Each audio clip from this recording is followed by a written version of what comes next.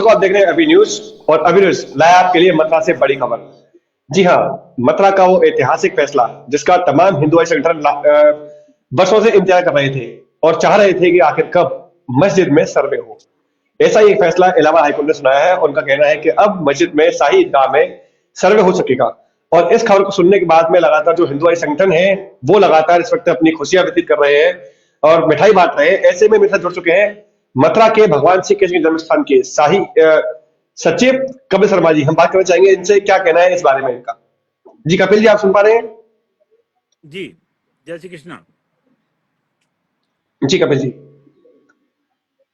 देखिए, माननीय Prayagraj high court का आज जो निर्णय आया है, ये सत्य को खोजने में, सत्य को उजागर करने के लिए मील का पत्थर साबित होगा। अभी इसको किसी पक्ष की विजय के रूप में नहीं देख रहा मैं। मुझे लगता है कि जो सत्य है वह सबके सामने आएगा और जो भी सत्य के मार्ग पे हैं उनको इस निर्णय का स्वागत करना ही चाहिए। अगर सर्वे से के अतिरिक्त कोई दूसरा माध्यम है ही नहीं जो स्थान की वास्तविकता को उजागर कर सके, इसलिए सभी पक्षों को इस निर्णय का स्वागत करना चाहिए और इसमें अपना पूरा सहयोग देना चाहिए। हम माननीय प्रयागराज उच्च न्यायालय के इस ऐतिहासिक और दूरगामी निर्णय के लिए माननीय न्यायालय के इस निर्णय का अभिनंदन करते हैं, स्वागत करते हैं और संपूर्ण सहयोग का भरोसा दिलाते हैं। कपिल जी, जैसा कि देखा जा रहा था कि लोग लंबे समय से इंतजार कर रहे थे और इस सर्वे के लिए भी लगातार सुनवाई की जा रही थी। एक लंबे समय के बाद में आकर सर्वे के आदेश आए हैं। क्या मानना है आपका, कब तक सर्वे का कार्य स्टार्ट हो पाएगा, शुरुआत हो सके सर्वे की? देखिए, निश्चित रूप से भगवान श्री कृष्ण के कृष्ण जन्मभूमि का भव्य और दिव्य सौंदर्यीकरण होगा। भगवान श्री कृष्ण की जन्मभूमि का विस्तार होगा। सत्य पराजित नहीं हो सकता। सत्य निश्चित रूप से सामने आएगा। वो सर्वे के माध्यम से आए, न्यायालय के माध्यम से आएगा अवश्य। ऐसा हम सभी को विश्वास है। एक लंबी लड़ाई लड़नी पड़ रही है मंदिर मस्जिद के इस जो विवाद चल रहा है मथुरा में। और जो पहले देखा जाता था कि जो राम मंदिर था उसके लोग कहते हैं कि मंदिर वहीं बनाएंगे, तारीख नहीं बताएंगे। तारीख आ चुकी है, अब लोगों की नजरें टिकी हुई हैं बनारस और मथुरा पर।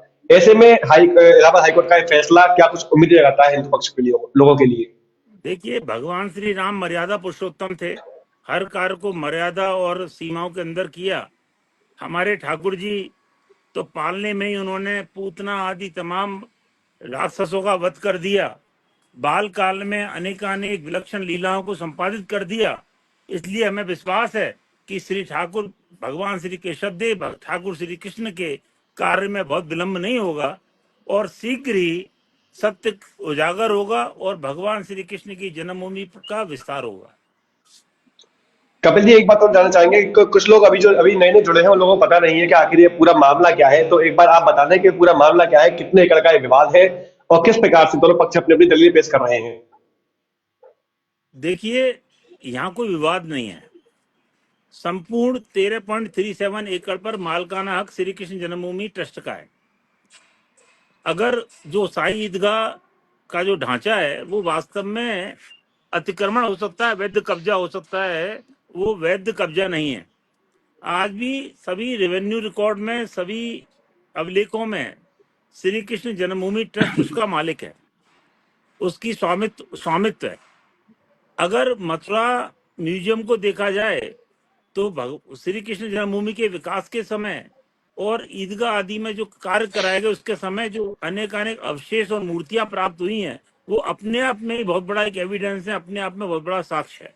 हमें विश्वास है, कमीशन बन चुका है, सर्वे होगा, इन सभी बिंदुओं को ध्यान में रखा जाएगा, उसकी वस्तुस्थिति वास्तविक स्थिति को देखा जाएगा, सत्य उजागर होगा और करोड़ों करोड़ सनातन धर्मावलंबियों, कृष्ण भक्तों की जो कामना है वह शीघ्र पूरी होगी।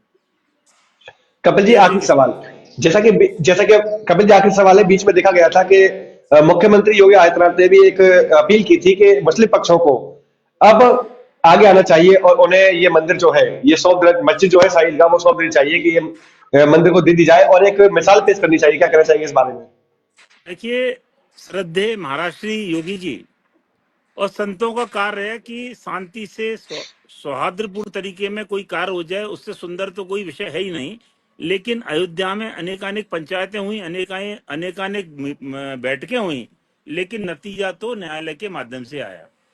हमें लगता है कि इसका अंतोगत्वा समाधान न्यायालय के माध्यम से ही होगा, सुंदर होगा। धैर्य के साथ प्रतीक्षा करनी चाहिए, भगवान से कामना करनी चाहिए कि शीघ्र अपनी जन्मभूमि, अपने मूल जन्म स्थान पर विराजमान हो।